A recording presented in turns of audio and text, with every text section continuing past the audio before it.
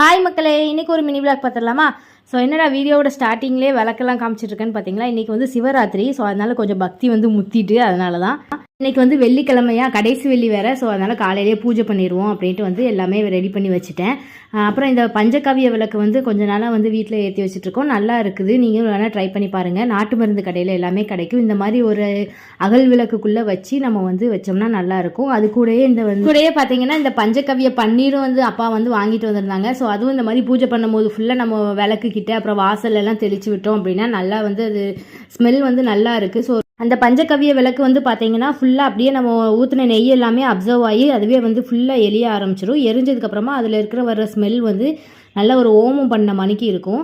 So நல்லா சாமிலாம் கும்பிட்டுட்டு சாய்க்கு வந்து லஞ்ச் பாக்ஸ் ரெடி பண்ணியாச்சு. இன்றைக்கி லஞ்ச் வந்து சாம்பார் சாதமும் பொட்டேட்டோ பொரியலும் தான் வந்து வச்சுருந்தேன். இந்த வீடியோ பிடிச்சிருந்ததுன்னா லைக் பண்ணி சேனலை சப்ஸ்கிரைப் பண்ணிக்கோங்க. பாய்.